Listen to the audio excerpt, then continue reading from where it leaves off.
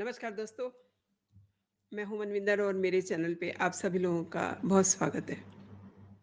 हालांकि विपक्ष का गठजोड़ उसका जो पहला कदम था, वो बिहार से ही शुरू हुआ था। यानी कि उसका स्टार्टअप बिहार से था।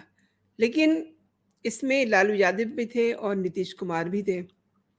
इस समय लालू कुछ ज़्यादा उग्र मुद्रा में दिखाई दे रहे हैं, जबकि नीतीश कुमार जो हैं, वो ज़्यादा एक्टिव नहीं है। और इसी बीच आज अमित शाह बिहार के दौरे पर भी थे। तो इसी पे दोस्तों आज बात करते हैं। आप जानते ही हैं कि पिछले दिनों G20 में जो डिनर हुआ था, जिसपे तमाम सारा बवाल भी हुआ था, उसमें नीतीश कुमार ने हिस्सा लिया था।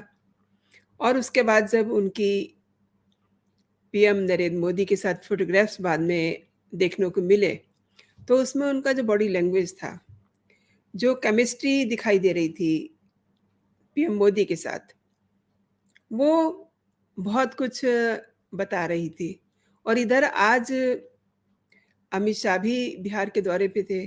बिहार के झंझारपुर में उन्होंने बीजेपी के एक रैली को संबोधित किया। लेकिन इस दौरान भी जो उनका एक कहना चाहिए कि अटैकिंग मुद्रा होती है अमित शाह की, वो नीतीश कुमार के लिए दिखाई नहीं दी। अमित शाह लालू प्रसाद यादव और राजद पर जबरदस्त तरीके से हमलावर रहे, जबकि बिहार के मुख्यमंत्री और अपने पूर्व सहयोगी नीतीश कुमार को लेकर के उनका जो जेस्चर था बॉडी का, थोड़ा नरम दिखाई दिया। हालांकि इससे पहले जेडीयू के साथ गठबंधन टूटने के बाद अमित शाह जितनी बार भी बिहार गए, लालू और नीतीश पर बराबर के वो हमले करते रहे। आज ऐसा दिखाई नहीं दिया। आज के उनका जो संबोधन था, उसमें अमित शाह के निशाने पे लालू प्रसाद यादव ज़्यादा दिखाई दिए। अमित शाह ने कहा कि लालू यादव अब एक्टिव हो गए हैं, लेकिन नीतीश कुमार इनएक्टिव हो गए हैं। अब ये जो एक खास उन्होंने नाम दिया है लालू यादव को एक्टिव और नीतीश कुमार को इनएक्टिव, कहीं न कहीं इसके राजनीतिक मतलब निकालने शुरू किए जा चुके हैं। अमित शाह के संबोधन के बाद बिहार की राजनीति में अचानक से हलचल तेज हो गई है। और अब आप जानते हैं कि 2024 के चुनाव में भी ज़्यादा समय नहीं रह गया है, तो जो भी बातें बड़े नेता करते हैं, उसको लेकर के ज़रूर उसके राजनीतिक मायने निकाले जाते हैं। अमित शाह के लालू एक्टिव और नीतीश कुमार को इनएक्टिव वाले बयान से कई सारे अर्थ निकाले जा रहे हैं और उनको समझने की भी कोशिश की जा रही है कि आने वाले दिनों में बिहार में क्या होने वाला है। If there is something cooking in the kitchen. और जो राजनीति के एक्सपर्ट्स हैं, वो तो ये कह रहे हैं कि भाजपा नीतीश कुमार से ज़्यादा अब लालू यादव पे फोकस कर रही है, क्योंकि उनका किडनी का ट्रांसप्लांट हुआ है और इसी बिना पर उन्होंने ज़मानत ली, लेकिन आजकल वो मौज-मस्ती में दिखाई दे रहे हैं। यानी कि लालू यादव फिर से अपने पुराने अंदाज में आ गए हैं। यही नहीं, उनके राज्य में वही सब होने लग गया है, जो लालू यादव के दौर में हुआ करता था, यानी कि गुंडा राज। नीतीश कुमार की तुलना में लालू यादव राष्ट्रीय राजनीति में इस समय ज़्यादा चर्चाओं में है। ये भी कहा जा रहा है कि लोकसभा चुनाव 2024 के लिहाज से बिहार में आरजेडी की भूमिका बड़ी हो गई है। सीट बंटवारा भी लालू यादव के हिसाब से ही होगा, यहाँ तक सोचा जा रहा है। और अब अगर आज के घटनाक्रम में देखें, तो नीतीश कुमार और भाजपा आपस में सीधा हमला करने से बच रहे हैं। कोई बड़ी बात हो जाती है तो नीतीश कुमार चुप्पी लगा जाते हैं। वो बीजेपी के किसी भी क्रियाकलाप पे अपनी कोई रिएक्शन नहीं देते हैं, जबकि लालू एकदम एक्टिव हो जाते हैं। पिछले साल भाजपा गठबंधन से अलग होने के बाद उन्होंने उन कार्यक्रमों से दूरी बना ली थी, जिनमें उनका सामना सीधे नरेंद्र मोदी से हुआ करता था। लेकिन हाल ही में आपने देखा कि जी20 के शिखर सम्मेलन में जो रात्रि भोज था, उसमें नीतीश कुमार शामिल हुए। अच्छा, वहाँ पे उन्होंने एक बड़ा सियासी संकेत भी दिया, क्योंकि इस इन्विटेशन को लेकर के काफ़ी बड़ा बवाल हो रहा था राजनीतिक दलों में। इसे बुलाया, इसे नहीं बुलाया, इसे क्यों बुलाया गया, इसे क्यों नहीं बुलाया गया। ममता दीदी भी वहाँ पहुँची हुई थी और नीतीश कुमार भी वहाँ पहुँचे हुए थे। वहाँ उन्होंने पहुँच कर के एक बड़ा संकेत दिया, क्योंकि इस समय ये सब अलायंस में है, इंडिया अलायंस में है, लेकिन इंडिया अलायंस से वहाँ कितने लोग शामिल हुए, आप देखिए। नीतीश कुमार इस डिनर में तब शामिल हुए जब ज़्यादातर विपक्षी दलों के मुख्यमंत्रियों द्वारा इसका बहिष्कार कर दिया गया था, और ये भी दावा किया गया कि नीतीश कुमार कहीं न कहीं विपक्षी गठबंधन के प्रेशर में अपनी रणनीति पे काम कर रहे हैं।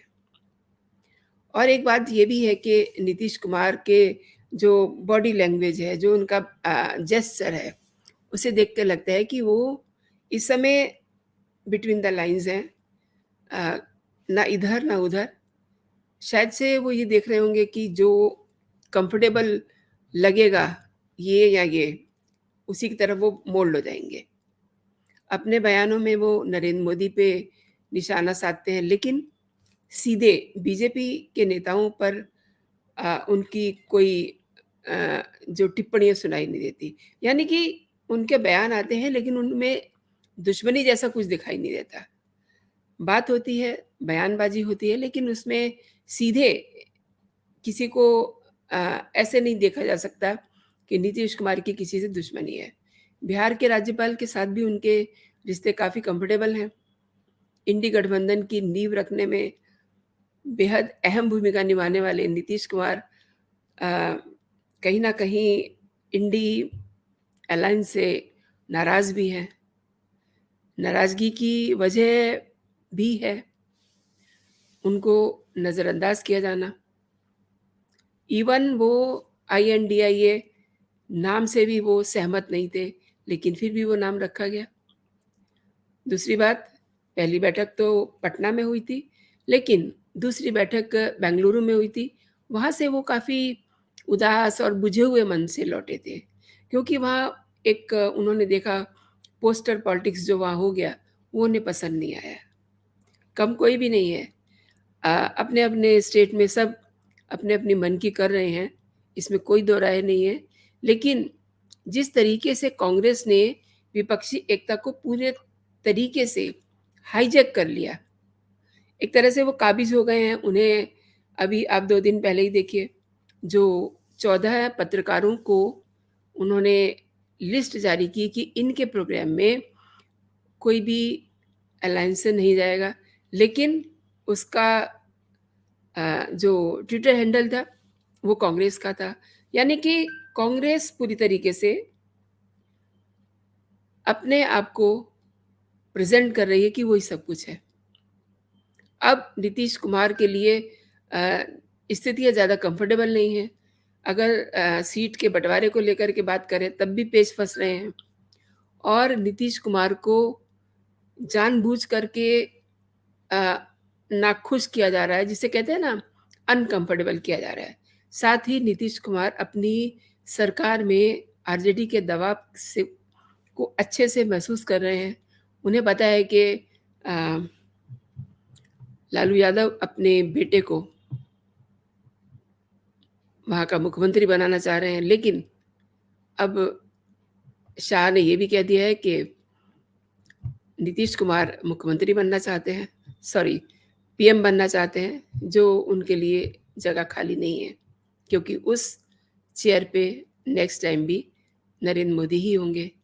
तो ये जो बयानबाज़ी आ रही हैं, ये वाक़ई में नीतीश कुमार के लिए कंफर्टेबल नहीं है, लेकिन जिस तरीके से आज अ, कहिए कि अमित शाह ने नीतीश कुमार को लेकर के कोई ख़ास टिप्पणी नहीं की, उनके प्रति उनका रवैया नरम रहा, तो ये बहुत कुछ सोचने को दोस्तों मजबूर कर रहा है। अभी जब तक अ, क्योंकि चुनाव का मौसम समझ लीजिए कि आ चुका है, आए दिन ऐसा कुछ ना कुछ ज़रूर चलता रहेगा, लेकिन इस तरीके की मतलब अमित शाह के लेवल का बंदा जब नीतीश कुमार के लिए नरम पड़ता है, नरमी दिखाता है, तो उसका ज़रूर कोई ना कोई मतलब होता है। तो अभी के लिए इतना ही दोस्तों, आप अपना और अपनों का ख़्याल रखिए, खुश रहिए, स्वस्थ रहिए। जय हिंद, जय भारत।